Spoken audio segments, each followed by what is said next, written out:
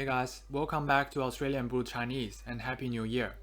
Regardless of whether this year will turn out to be better or worse than 2020, I want to wish you a fun and success-filled 2021, and hopefully you can make a lot of personal growth as well as meaningful connections in this new year.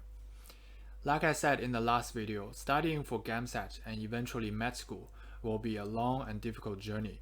So today I want to talk about the reasons that motivated me to making this decision and committing a lot of time towards preparing for GAMSAT to eventually succeed in it. This will be a prelude to a series of videos where I talk about the strategies I used to conquer the various aspects and sections of GAMSAT. And as a preview, next week we'll talk about time management during the exam, and that's a really important topic. So make sure you subscribe for future content. This will be a fairly short topic today, so I'm also going to throw in my New Year resolutions for 2021, and in a year's time we'll come back and see whether I have achieved them or not. Here we go. A question I always get when I tell people I did the GAMSAT is, why do you want to be a doctor? And to that I always say, it's about the money and the prestige. Seriously though, I wouldn't say this in an interview for med school, but I think that job security and compensation should be a factor everybody considers before deciding on their future career. It's just that in the case of medicine, there shouldn't be the primary or the only reason why someone would want to be a doctor. I mean, there must be an infinite number of much easier ways to make money.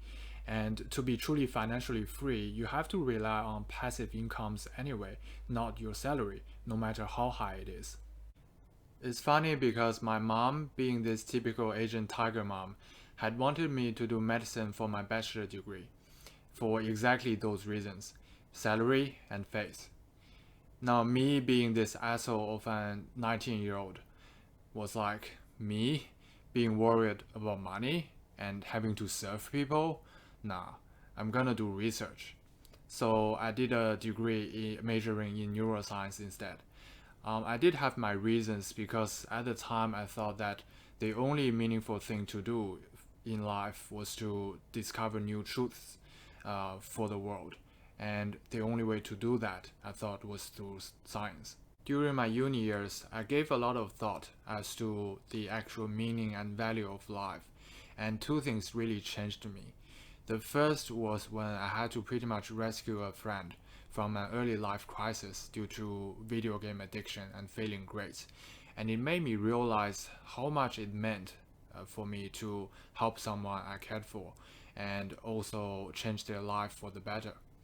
The second was when I realized how boring the actual grind of scientific research could be, and I pretty much lost my purpose for the rest of my life because I realized I wouldn't be able to do research as a living, as my single purpose in life. So I pretty much fell into clinical depression for a few months until I convinced myself that the meaning of life was not something set in stone, and anything can be meaningful if you believe it is. To quote a philosopher, the literal meaning of life is whatever you do that prevents you from killing yourself.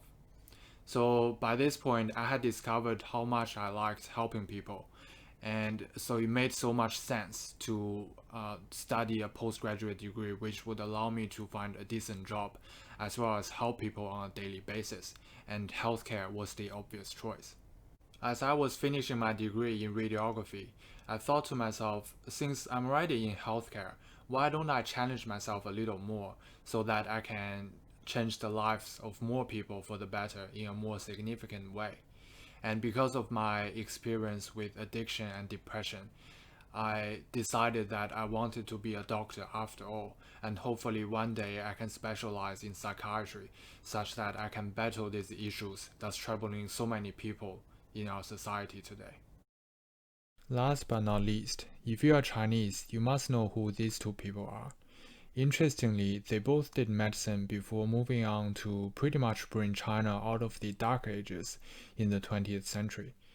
With these two as my role models, I just feel like doing medicine may be my only path if I ever wish to achieve anything great for the Chinese culture and the Chinese people.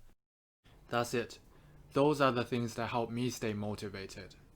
Are your reasons strong enough to keep you fighting for a good GAMSAT score in 2021?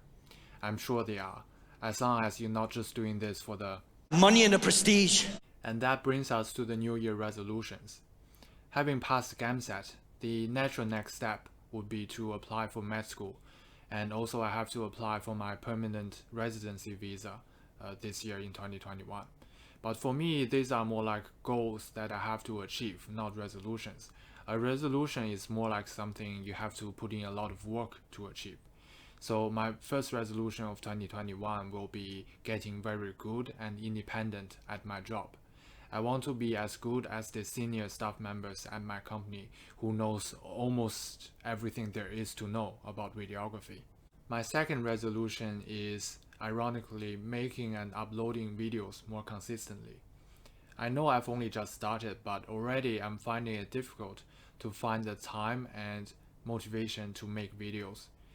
I have to keep reminding myself that it doesn't matter how many or few people watch my videos.